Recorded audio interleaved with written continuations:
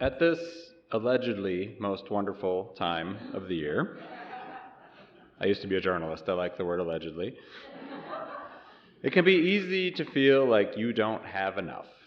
Not enough time, not enough money, not enough presents under the tree.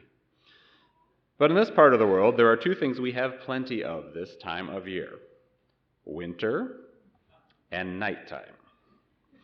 As everyone in this room knows, we've already had snow on the ground for almost a month. And right now, our nights are more than 15 hours long. I had some relatives visiting from the Sun Belt recently. They were astounded by how much dark we have. Maybe it's because there's so much winter and so much darkness that winter and darkness get a bad rap. They're both perfectly natural and normal, but they get treated as villains. They get complained about as the opposite of what is good and desirable. But if you look at the vast sweep of human history, winter and the night aren't as big of a deal as they used to be. We in our modern daily lives might be unhappy driving on icy roads or waiting for the bus in the cold, but all we have to do is look at a couple of pictures of a Minnesota winter from the 1800s to be reminded of how so much better things are for most of us now. If you look back at those black and white photos where there are huge snowdrifts across the prairie and even the horses look cold, you may be reminded that back then there was no such thing as a snowblower or a snowplow or yak tracks. That sleigh everyone's singing about in Jingle Bells did not have heated seats. And no matter how much wood folks chopped for their fireplace, you know those old houses and cabins never really got that warm. Humanity's winter toolkit has greatly improved, making winter less of a big deal for those with access to the tools. That's not a bad thing, but it does mean that winter has less meaning than it used to. And winter itself has been weakened and shortened by climate change, so it has less power than it used to. Winter, of course, remains a force to be reckoned with, one that can still mess up your day or be downright dangerous. But in more ways than one, winter just isn't what it used to be. Nighttime has undergone a similar transformation in the past few centuries. For most of human history, nighttime was actually dark. Really, really dark. Most of our ancestors, if they wanted to see anything at night, they had to hope for some starlight or wait for the moon to come out. Or they had to create a spark and walk around with a primitive smoky torch. You and I can find this kind of old-time darkness by walking on a country road or camping way out in the wilderness. And there are glimpses of real darkness in the city, too. The last time the electricity went out in your neighborhood, remember how dark everything seemed in those moments before you could find a flashlight or your phone? It used to be that dark every single moonless night or cloudy night all night for every human being. That history, our human history of living through long dark nights and long seasons of cold, is why I think human beings have so many holidays this time of year. To remind us of cycles and circles and seasons, to remind us of the existence of the opposite of what we are experiencing, to remind us of hope and that nothing lasts forever. In so many holiday stories, the night and winter are essential parts. They're practically characters unto themselves.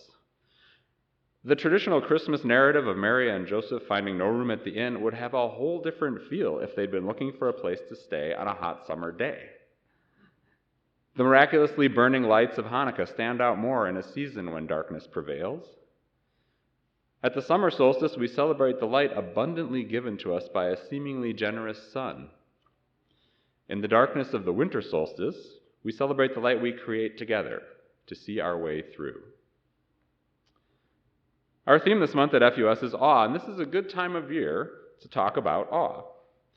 Human beings may seem to have vanquished the night with our spotlights and LEDs, but there are still feelings of awe to be found in the light of a full moon, or a Yule fire, or the emerging flame of a simple candle. And though we try to conquer winter with our snow tires and our insulated gloves, even today we might still sit in awe during a blizzard, as a trillion individual, nearly weightless snowflakes come together to transform the world outside. Our relationships with night and winter have changed, but night and winter still have some influence over our lives. Night and winter are also times when differences are magnified, when contrasts are heightened. When the moon is out during the daytime, we hardly notice it. It gets lost in the wash of sunlight. And a brightly shining sun prevents us from seeing what the poet Wendell Berry calls the day-blind stars waiting with their light. I remember having my mind blown as a kid when someone pointed out that the winter constellations were up there in the summer sky in the daytime. I had never thought about it that way, but it made perfect sense. Orion wasn't gone, he was just working on his summer tan up there. And the North Star is there in our sky day and night all year round. We just can't see the stars when there's no backdrop of dark. Winter also magnifies contrasts. During the warmer months, indoors and outdoors have a greater unity, a greater similarity. Open windows, open doors, people flowing between the two realms. In the winter, that flow is interrupted. Travel between the two different worlds may require a time-consuming change of wardrobe.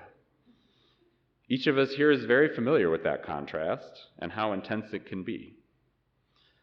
As Vienna Teng sings in the Atheist Christmas Carol that we just heard, it's the season of cold making warmth a divine intervention. What I hear her saying is that this time of year, warmth has a life-saving power, a power like those attributed to the gods of our ancestors.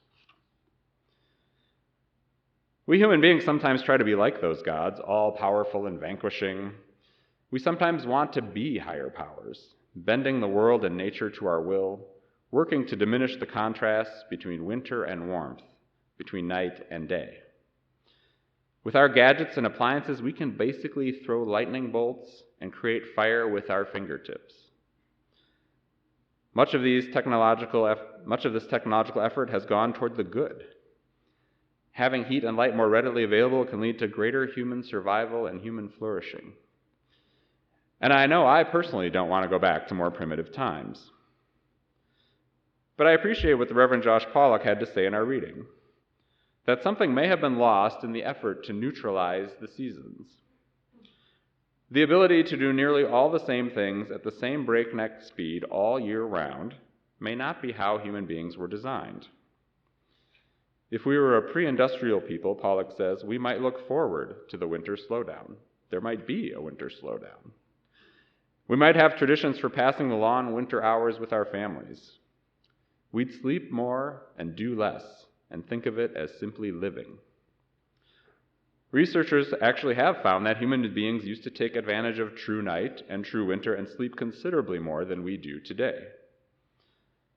But in fact, for many of us, the winter holidays, as currently practiced in our culture, do the opposite of provide rest and reflection. A silent night on Christmas with actual sleeping and heavenly peace sounds like a far-off dream. Part of being a Unitarian Universalist and/or a humanist is our long practice of challenging norms and asking questions. And asking questions is a good thing to do this time of year, when emotions, expectations, and traditions may seem like they're all turned up to full volume. It's good to try to see a variety of sides of the winter holiday season. Take the ideal presented in the song Silent Night. The whole classic Christmas image of a somehow silent newborn in a somehow silent barn full of animals with visitors coming and going. Nothing about that seems like it would actually be quiet. And there's no mention of silence in the original Bible stories. It may be worth noting that Silent Night was written in Northern Europe, a region where silence is sometimes more valued than it might be in more boisterous cultures. I personally place a high value on quietness, but it's hardly a universal value. For some people, a noisy house at the holidays can feel like a tremendous gift, signaling a bounty of beloveds in attendance. And for others, a house that's too quiet can be a reminder of who we're missing this season. Silence can feel like the opposite of a gift. It's good to be mindful of the different ways that people experience this time of year, because it can be, as Vienna sang, a season of wounds in the heart and a full bearing of our burdens. It's also good to look at the many sides of light and darkness. I've spoken before about the damage and danger of equating darkness with evil and lightness with good. Such metaphors have been used to reinforce racism for centuries and continue to do great harm. Winter nights may feel too long, but it's important to embrace complexity and remember that good things can happen in the dark. One of my favorite reminders of this I first read in a book by Dr. Barbara Holmes. She pointed out that the womb is a place of total darkness and a place where each of us underwent extraordinary growth. Amazing and beautiful things can happen in the dark. So when at winter solstice we celebrate the returning of the light, we may also wish to remember that darkness has gifts, and that darkness can lead to awe. Where we look for awe is something else that's worth questioning and reconsidering. I find that personally I have a mix of traditional and non-traditional sources of awe in my life, a range of sources of inspiration for that feeling of being in the presence of greatness and of something much larger than myself. As I alluded to when I was talking about Orion, the night sky and the grandeur of the universe and the complexity of the natural world have since childhood been among my sources of awe. That experience of simultaneously feeling very small and very connected. When I was growing up, I had a different theological outlook from what I have now, so it's easy for me to see awe as an experience that can cross religious lines, because it did when I did. For example, when I was recently in the pews at a Christian memorial service, I found myself singing these familiar lines and relating to what the lyrics describe. When through the woods and forest glades I wander, and hear the birds sing sweetly in the trees, when I look down from lofty mountain grandeur and hear the brook and feel the gentle breeze. As many of you know, those are lines from How Great Thou Art, a monumental Christian hymn that expresses awe and includes gratitude to a creator. For me, awe at the natural world contains gratitude for what is rather than gratitude to a creator. Gratitude for rather than gratitude to. But for me, the experiences and feelings are much the same. I've also realized that I do experience a kind of awe that includes both gratitude for and gratitude to. Right now, there are a number of human beings in this world whom I find awe-inspiring, whom I'm grateful to and grateful for. These are people working hard at the national, denominational, and local level. So in this season, when the story of a Savior's birth is celebrated, I offer these incarnations of goodness, truth, compassion, and justice. 3 years ago, in my Sunday talk, a few days after the last presidential election, I made reference to the Prague Spring and the Arab Spring, 2 instances of democracy blossoming. And I expressed my concern that the United States was instead heading into a time of contracting democracy and rising authoritarianism. An American winter, I called it, a cold, life-endangering kind of winter. 3 years later, I don't know that our country has quite hit full winter, but there have been countless chilling episodes.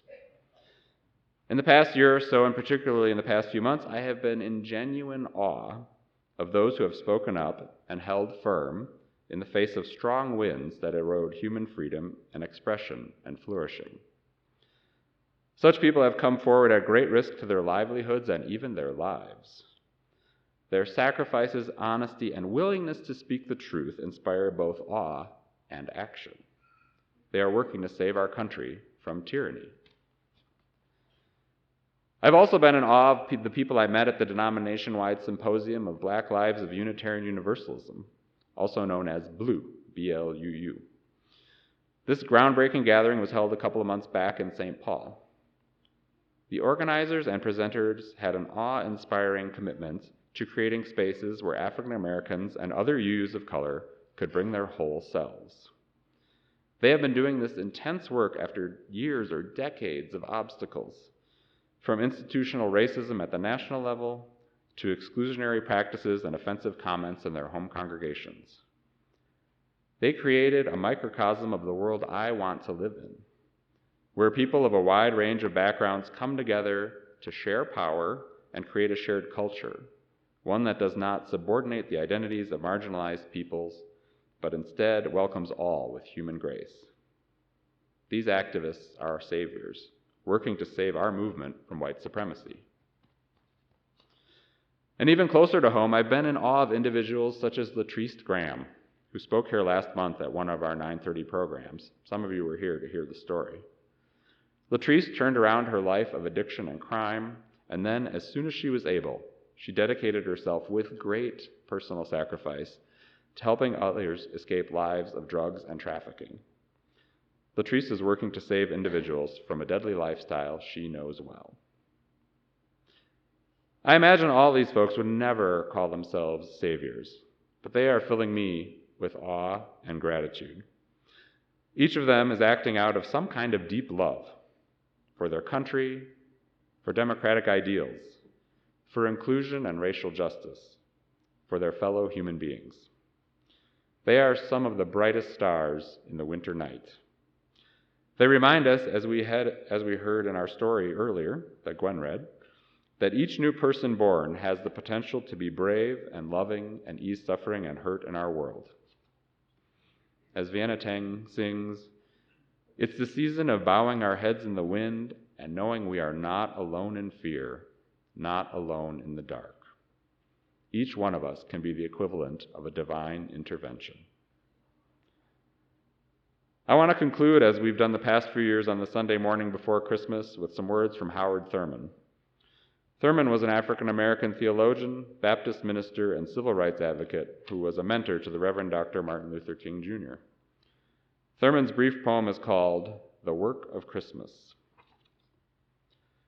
When the song of the angels is stilled, when the star in the sky is gone, when the kings and princes are home, when the shepherds are back with their flock, the work of Christmas begins. To find the lost, to heal the broken, to feed the hungry, to release the prisoner, to rebuild the nations, to bring peace among brothers, sisters, and to make music in the heart. Thanks for listening. You can find much more about humanism and what's happening at First Unitarian Society in Minneapolis by visiting our website at firstunitarian.org.